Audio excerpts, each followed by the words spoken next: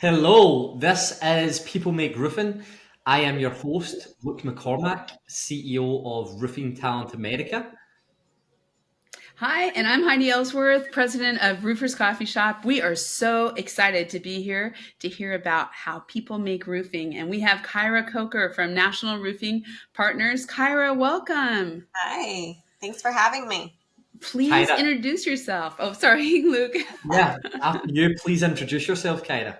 Sure. Kyrah Coker. I'm with National Roofing Partners. I'm the CFO and president, and I love roofing. Yeah. Brilliant. Well, Kyra, thank you for joining us today. People Make Roofing is a campaign that I hold very close to my heart. We've been running this for about 3-4 years now. And the goal of the entire campaign is to shine a light on amazing people like you. There's a lot of outdated perceptions about our industry, about the growth which exists in it. And the goal here is to educate people, everyone outside the world of roofing, parents, teachers, career guidelines counsellors, young people that don't know what to do with the next stage of their career, as well as people from other professions. Because of course, you don't just join roofing as a roofer, there's many other ways to join our industry. So it's a pleasure to have you as part of our campaign, Kyra. And to get it started, the first question is, what inspired you to pursue a career in roofing? It found me, I would say. I've been in construction, accounting, and operations since the early 2000s, so for over 20 years. And when NRP was looking for somebody to come in and take over as CFO because theirs was retiring, it just seemed like a good transition. I came from another specialty subcontractor that specialized in concrete and paving. And so it just seemed like a natural transition. I came over here and interviewed, and I met the people. And that was what I feel like changed my life forever. And that's not meant to be cheesy. It's just, I walked around the building, and the people here were so passionate about what they did and so passionate about providing a safe environment for people and keeping people dry, but also being there for each other. So I don't think I would ever leave roofing now that I'm here. Well, that's why it's called People Make Roofing, Kyra. Yeah. Yeah. Kyrah, you and I were lucky enough to work together a couple years back, and I was able to watch you and just see what an amazing leader you are. You inspired me all the time. I'm wondering for you, what do you find to be the most rewarding about your job? Oh, I think it's watching growth, whether it's one of our employees on a career path and watching them grow in their career, or one of our partners growing their business and transforming, even our clients, watching them grow throughout the years from where they are to where they're going and being a part of that growth path. It's very fulfilling to watch that and be a part of it and help solve a few problems along the way. So yeah, I would say that's my favorite part, is just the growth. There's been so many changes over the last couple of years. I mean, when you think about technology and sustainability and everything, so you're right. I mean, that's a great answer of thinking about even your customers. How are they growing with their building facility management and relationships? Yeah. Wow. Yeah, it's impactful to sit back and watch it when you think of it in that aspect. And Kyra, when I look at companies like NRP, companies like K-Post, they've done a very good job of uplifting younger people into managerial positions and, having that second tier management, not just older people that have been in the industry for 30, 40 years, Right. really embracing the younger generation and giving them that career path and that management structure. So for me, when I look in, I can see all the benefits of a young person joining our industry. But there does seem to be a disconnect, and there doesn't seem to be as many young people joining the industry today as what there was 10, 20 years ago. And as someone who's been in the industry for so long, Kyra, I'm keen to hear, why do you think that roofing isn't seen as a viable career option for the younger generation? Is it misconceptions? Is it other industries, or Why do you think this is? And what would you say to those young people or the people who are influencing where these young people go next in their career? Yeah, that's a great question. So I have a 25-year-old and an 18-year-old, and I talk to their friends all the time and them, and I ask that same question. I also encourage them all to go into roofing, by the way. Uh, but it's interesting. I see almost a divide in our younger group that I think existed somewhat as we were growing, but I see it even more pronounced is that they either have a mindset of still wanting that college education career path, or they want to kind of sow their wild oats and start their own business or start their own venture. And so I think the part of education that I think the roofing industry has really pivoted on, and I think we have to continue down that path, is making sure that we're a part of some sort of education. The program that the Alliance is working with Clemson and things like that or will really move the needle to get those people that are looking for a higher level education into roofing. And then I think being able to show paths like people like you, Luke, and Heidi on that entrepreneurial, what you can do in roofing so that people understand that you don't necessarily have to go work the standard 8 to 5, 9 to 5 job to be in roofing. You can start your own business, or you can be a part of something like NRP, where we encourage our people to not only have flexible schedules and flexible work environments, but push the needle, push change. Mhm. What And a lot of times students or the next generation or parents, let's talk about that, are not seeing that the trades are a viable career option. And how I love what you're saying about looking at all the different things. You can go construction management, so you can take the college route. You can go into a trade school with vocational. You can start, once you get that experience as an apprentice or different things, it's very entrepreneurial. What are some of the things that you think are scaring parents and the younger generation from going into the trades? Why aren't they seeing that always as a viable career option? I think it's perception and not knowing. As we were growing up and you think of a roofer or an electrician or a plumber, I think there's a generalized perception that those people don't have high income potential. And so I think being able to show both parents and children who are going through the system, there's a huge potential. There is no difference between your potential of being an electrician or being a doctor or being a lawyer, and trying to show them not only do you have great earning potential and the ability to impact lives, but you can save a lot of money on college tuition too, right? Um, I have one of my daughter's friends wants to be an attorney, so is going to law school, and it's a struggle, right? Looking at tuition and 6 years and everything that goes along with it. I was like, have you considered one of the trades? You can go for very economical and have a huge earning potential, and they're contemplating it. So I'm trying to back away a bit. I definitely think we have to change the perception more. Things like this, like showing people that education or not, you can make an impact through the trades.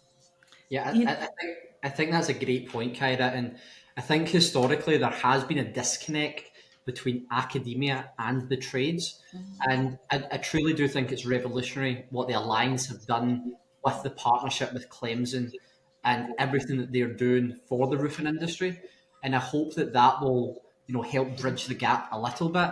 But you're so right. When kids are growing up, the respected members of society that they see as teachers, dentists, nurses, police Mhm. officers, and on average, when you're in the roofing industry, you're making more money than all of those different careers. And equally, if you look at pursuing your degree, the debt that you need to get into, if you get that degree, it's very often you will not get the high paying job that you want because you don't have experience in the industry. But then you won't get a low end or a more low end job to keep the wolves from the door because you're perceived as being overqualified, and you're in this sort of limbo area. Mhm. Whereas a few years into roofing, You can be good down estimating, project management, sales, operational management, getting in with the associations. There's so many different career paths available. And I honestly feel like roofing is the best kept secret in construction. Yeah. And it's great to hear what you're saying, because these perceptions are outdated, and they absolutely need to be changed. If you were speaking to parents or teachers or career guidelines counsellors, who I believe they just don't have the knowledge of what our industry can give the younger generation, what would you tell them, to tell the younger generation about what this industry can give them? I think we almost need to show them what the return on investment is. I think as a parent, when I'm looking at paying for a college education, and somebody has the ability to sit down and actually put into a drawing, almost, if you will, or a video or a presentation of, here's how much college will cost, here's how much a trade school will cost, here's the long-term earning potential, here's the long-term earning potential of this position, and then also be able to show various people that have been successful in their life by going into trade school, I think is also beneficial, because we as people, we need to see it, we need to touch it, we need to feel it, we need to know that it really exists. It can't just be kind of a pie in the sky. So yeah, it's such an amazing concept that I think we just don't embrace enough. But absolutely. It's so funny because I think about, well, Luke, I think about you. Your family comes from the trades. My family came from the trades. And it took us, and now it took me a little while to get back to the trades because I was going to go save the world. But I also had the same experience with my own children, right? That they went and did their things, and now they have come back into roofing and really like it, and I feel such a part of this community. So I just wanted to say that because I think, it's kind of like we may wander, but the trades just kind of pull you back into it, whether you know it or not as you're going. But I think your best kept secret about roofing is the best thing. I'm kind of curious what you see for the future of the roofing industry. Like, and we kind of touched on it just a little bit ago, the growth of customers, the growth of employees. What are some of the things that are really important and you think are going to really kind of change, if not grow, the roofing industry in the next 5 to 10 years?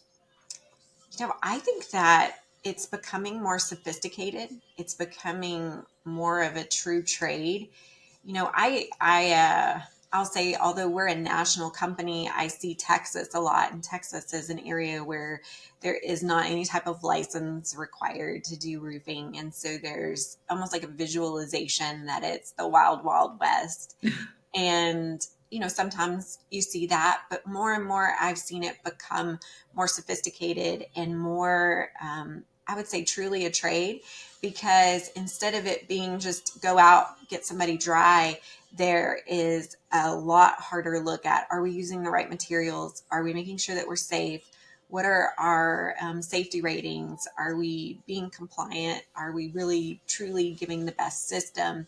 And I think the more and more we push that and push things like pro certification with the NRCA, and just pushing the needle to make this an industry that stands out as, oh yeah, this is quality product. This is not just some run of the mill, two chucks in a truck, if you will.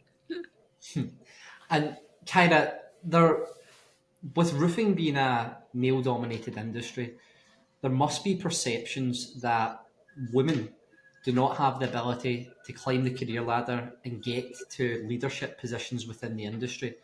We have seen so many successful women who are, at the top of contracting firms, the top of manufacturing firms, the top of associations, and you're a shining example of that, of someone that has come in and got to the top of a national roofing business, which I think is amazing.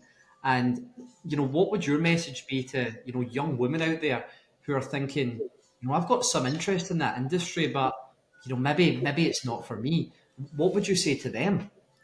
I would say find your allies, find those people that will advocate for you. when you don't have a seat at the table, you want the people that are going to pull up a chair for you and give you a seat at the table. And sometimes you also have to fight for that seat. I think that as women, sometimes in the past, and I've seen that change a lot over the last 5 years, especially, but we just kind of took what was given to us instead of demanding what we knew we could be beneficial and accomplish.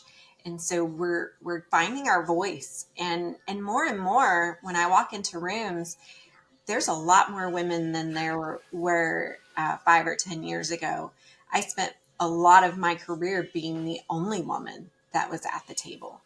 And now I look around and I have been in rooms where there are a few men that are sitting at the table. And so I think that we just have to keep pushing that envelope, looking for allies. I think of people like Steve Little, who is the CEO of NRP, and he is a proponent of being an advocate for women, men, anyone who is the right person for the right seat.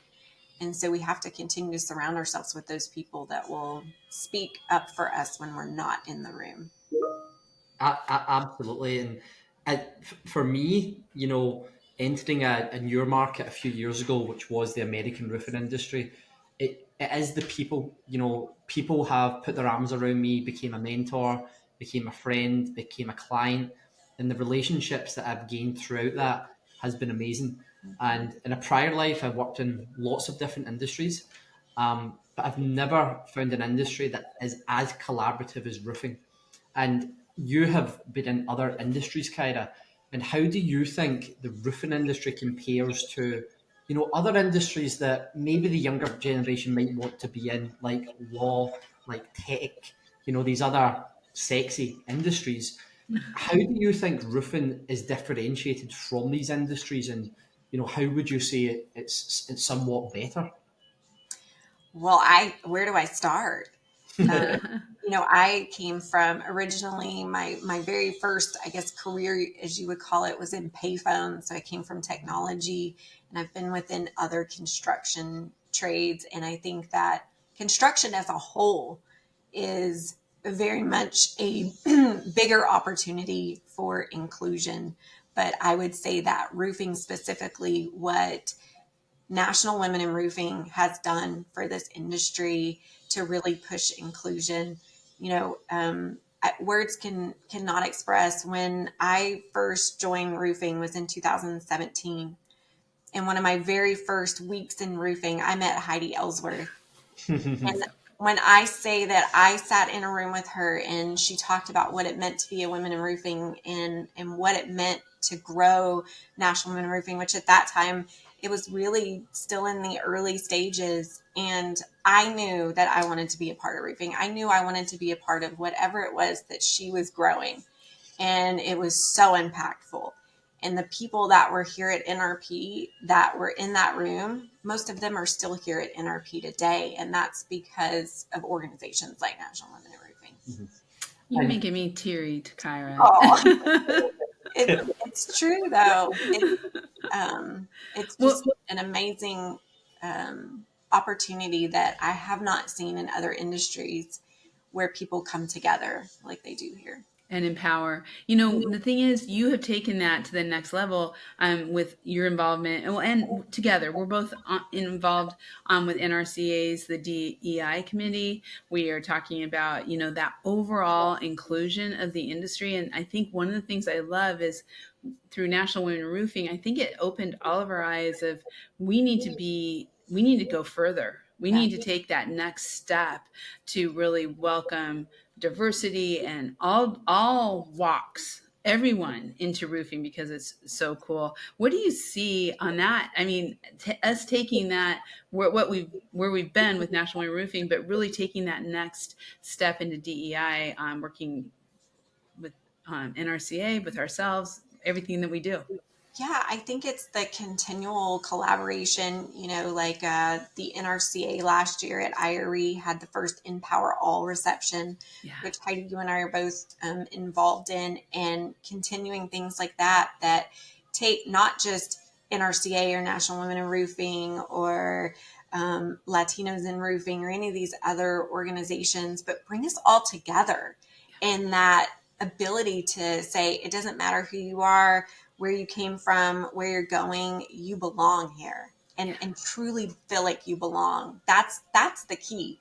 It's not having a diversity, equity, and inclusion or a women in roofing. It is having the actual feeling that you belong. And that's what I think is really cool to see just continue to transform. And I'm so excited to be a part of it. Me too. Wow. I think as well, if you look at the success of National Women in Roofing and the speed of which it's grown, I think it's been the fastest growing association in the history of the roofing industry. And that is just an absolute testament to how ripe the industry is for innovation and change and how willing it is to change. So, I think, we've got an amazing future ahead in this industry. And I just hope that your words do reach, not just young women, but young people are as well as older people from other industries, to let them know that roofing's hungry for change. It's hungry for new people, and the door's open. There's great people here that will mentor you, put your arms around you, introduce you to other people, bring you up the career ladder. And if you want stability, you want an industry which is innovating and an industry which pays well and can give you a big career path, then roofing is where to be. Absolutely. 100. And the thing I really am loving right now, there's just like this insurgence on where we're really making strides with the Latino culture. And, for so many years, it was like, well, 30% of our workforce is Latinos. Now what you're hearing is, yes, this is a huge part of our culture, but there is an up and coming young entrepreneurs from the Latino culture and Latina culture that are starting their own businesses, working, just it's so rich. And especially down in Texas, Kyrah, you have just like such a great community there. What do you see on that inclusiveness and bringing in that younger generation of Hispanic heritage professionals? I think it's the same thing, seeing that there's a belonging, understanding that no matter who you are, you belong. And I see that just more and more becoming the case. I think people are gaining confidence. Mm-hmm. People are gaining the ability to understand that they can do what they set their mind to, no matter where they came from. I've seen so many businesses and so many people just coming in to the thing. But I do want to talk just real quick about, you have a network of over 200, probably more than that now, roofing companies out there over the United States. You see everybody on the commercial and a lot of residential companies too. I've been just intrigued watching the next generation come in, whether that's, a generation with a family-owned business, or whether that's young people coming in and wanting to take over the business and stuff. What are you seeing with young people really in all of your roofing businesses across the country? And how are they how are they helping to change that image of the roofing industry and maybe bring other young people in? Yeah. It's I learn something new every day, and I have at least a few partner calls every day. And the thing that really surprises me, and I've been so excited about, is that the future is bright. They have great ideas. They have these plans to help provide unparalleled service nationwide for us, but in their local markets, it is just top notch, and thinking outside the box, and also thinking, how can I use software and be innovative to leverage my resources? How can I hire the same amount of people but have them work more strategically while I use things like AI and software to push the needle for me? How can I improve benefits? How can I improve work-life balance? The list just goes on, but it's so funny. Anytime I ever hear someone talk about, oh man, the future generation, and there's a pause, I'm like, oh, no. You need to see it. It is way better than you could ever imagine. The future is very bright, and especially in roofing, because that's what we see, most often. But these guys and gals are taking it way farther than I ever would have imagined. It's neat. That is so cool. That is so cool. I love that. So, what's your advice? What are we not doing? What should we be doing to help the image of the industry and really continue to grow that professionalism so that we continue to attract all kinds of wonderful people to roofing? Don't be afraid to invest your time and your resources in expanding our community.